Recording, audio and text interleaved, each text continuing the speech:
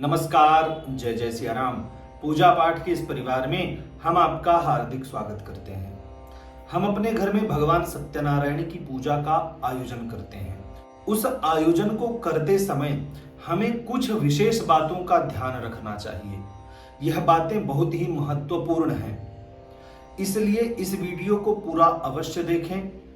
और एक निवेदन यह है कि अगर आप हमारे इस चैनल पर पहली बार आए हैं तो चैनल को सब्सक्राइब अवश्य करें, क्योंकि पूजा पाठ व्रत उपवास से संबंधित इसी प्रकार की दिव्याति दिव्य जानकारी हम आपके लिए लाते रहते हैं।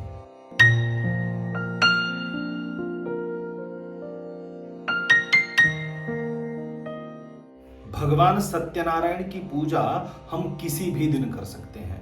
इस पूजा के लिए किसी तिथि मुहूर्त की आवश्यकता नहीं होती। स्कंद पुराण में बताया गया है कि भगवान श्रीहरि नारद जी से सत्यनारायण कथा का वर्णन करते हुए कहते हैं, यस्मिन कस्मिन दिने मर्त्यो भक्ति श्रद्धा समन्वितः। भगवान सत्यनारायण का पूजन किसी भी दिन करना चाहिए। यस्मिन कस्मिन दिने, किसी तिथि मुहूर्त की आवश्यकता नहीं है। अगर मुहूर्त देखना ही है तो पूर्णिमा के दिन करना चाहिए अथवा संक्रांति के दिन करना चाहिए। भगवान सत्यनारायण का पूजन सदैव संध्या के समय करना चाहिए। इस बात का वर्णन भविष्य पुराण में भी प्राप्त होता है और स्कंद पुराण में भी प्राप्त होता है।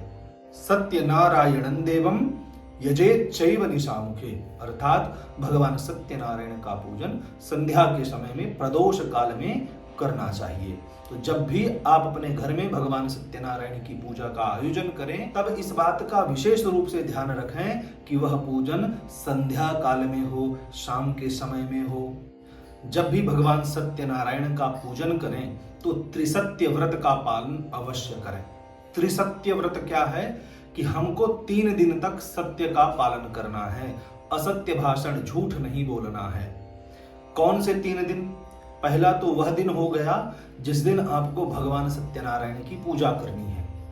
एक दिन उससे पहले और एक दिन उसके बाद भी हमें उसी सत्य व्रत का पालन करना चाहिए, अर्थात पूरे दिन हमें सत्य ही बोलना चाहिए, असत्य भाषण नहीं करना चाहिए। यह पूजा हमें सत्य बोलने के प्रति ही प्रेरित करती है, इसलिए एक दिन पहले से लेकर एक दिन बाद तक हमें सत्य बोलने का संकल्प लेना चाहिए। भगवान सत्यनारायण की पूजा में हमें केले के खंभे का प्रयोग करना चाहिए। जो केले के छोटे छोटे खंभे होते हैं, 4 खंभों का प्रयोग करना चाहिए। बड़े बड़े शहरों में तो बहुत ही सुगम व्यवस्था है। आप अपने नजदीक के फूल वाले से जाकर कह दीजिए कि हमको इस दिन 4 केले के खंभों की आवश्यकता है, वह आपके लिए व्यवस्था कर देते हैं। क्योंकि अब बड़े शहरों में केले के खंभे बहुत ही सहज रूप से प्राप्त हो जाते हैं। ग्रामीण क्षेत्र में तो पहले से ही प्राप्त हैं। अगर आपको 4 केले के खंभे नहीं मिलते तो भले ही 1 केले का स्तंभ हो, उसका ही प्रयोग करें, परंतु बिना केले के खंभे बांधे भगवान सत्यनारायण का पूजन आपको नहीं करना है। अगर खंभा बिल्कुल प्राप्त ही नहीं हो पाता है, तब आप 4 केले के पत्ते बांध करके चौकी में फिर भगवान सत्यनारायण का पूजा कीजिए।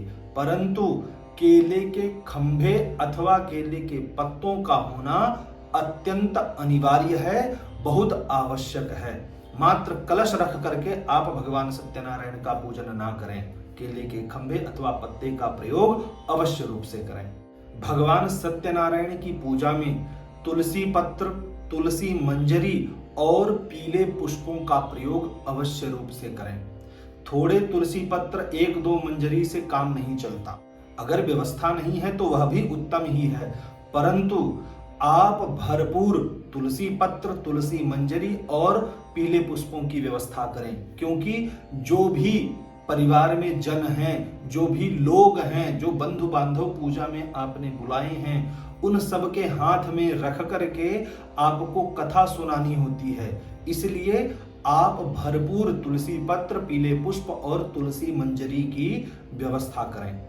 भगवान सत्यनारायण को जो हम नैवेद्य अर्पित करते हैं, वह नैवेद्य भले ही भिन्न भिन्न नामों से जाना जाता हो अथवा बनाने की भिन्न भिन्न विधि हो। जैसे कहीं शीरा दिया जाता है, शीरा अर्थात हलवा, कहीं पंजीरी चढ़ाई जाती है जिसे कहीं कसार भी बोला जाता है, तो कहीं जो है शीतल प्रसाद भगवान को अर्पित किया जाता है, कहीं कहीं भगवान सत्यनारायण को सिन्नी का प्रसाद अर्पित किया जाता है। तो आप जो भी प्रसाद अर्पित कर रहे हैं भगवान सत्यनारायण को, वह प्रसाद जो है सवाया होना चाहिए। जैसे ₹1.25 होता है, ₹1 और उसमें हमने 25 पैसा और जोड़ दिया, तो सपाद नैवेद्य देना चाहिए। आपने 1 कटोरी का नैवेद्य अर्पित किया है तो मात्र 1 कटोरी नहीं होना चाहिए, उस 1 कटोरी में 1/4 भाग और मिला देना है। आपने 1 मुट्ठी की है तो आपको थोड़ा सा उसमें और मिला देना है। आपने जो परिमाण लिया है उस परिमाण से सवाया करना है, थोड़ा सा अधिक करना है। इस बात का ध्यान रखना है, क्योंकि भगवान सत्यनारायण को सवाया प्रसाद ही अर्पित किया जाता है। बिना माप के भगवान को नैवेद्य नहीं दिखाना चाहिए। विशेष बात, जब भी हम भगवान सत्यनारायण को नैवेद्य अर्पित करें तो हम उस प्रसाद में केले का प्रयोग अवश्य करें। कथा में आया है, सुपक्वम कदली फलम, भगवान सत्यनारायण को पका हुआ केले का फल भी अत्यंत प्रिय है। तो नैवेद्य में आप गेहूं के चूर्ण के साथ साथ गोधूम चूर्ण के साथ साथ केले के फल का प्रयोग अवश्य करें। यह जो हम जानकारी आपको अब बताने जा रहे हैं, यह बहुत ही विशेष जानकारी है। जब भी आप भगवान सत्यनारायण की कथा में जाएं, कहीं सम्मिलित हों, तो वहां से बिना प्रसाद ग्रहण किए आपको नहीं आना चाहिए। इसका भाव यह भी है कि आप आधी पूजा से उठ करके वापस नहीं आ सकते। आपको जब जाना है आप तब जाइए, आप पूजा के आरंभ में जाइए, पूजा के मध्य में जाइए, कभी भी जाइए, लेकिन पूजा अधूरी छोड़ के नहीं आना है। जब तक हवन इत्यादि ना हो जाए, आरती ना हो जाए और आपको प्रसाद प्राप्त ना हो जाए, तब तक आपको पूजा का स्थान छोड़ करके वहां से निकलना नहीं है। इस पूजा में यही एक विशेष नियम होता है कि भगवान सत्यनारायण के प्रसाद का हमें अपमान नहीं करना चाहिए। आशा करते हैं भगवान सत्यनारायण की पूजा से संबंधित ये जो विशेष जानकारियां हैं आपको पसंद आई होगी। वीडियो पसंद आने पर वीडियो को लाइक करें, शेयर करें। अगर चैनल को सब्सक्राइब नहीं किया है तो चैनल को सब्सक्राइब अवश्य करें। इस वीडियो से संबंधित अगर आपके मन में किसी भी प्रकार का प्रश्न, शंका अथवा कोई सुझाव है तो नीचे कमेंट बॉक्स के माध्यम से आप हमें अवश्य बताएं। यह वीडियो देखने के लिए आपका बहुत बहुत धन्यवाद।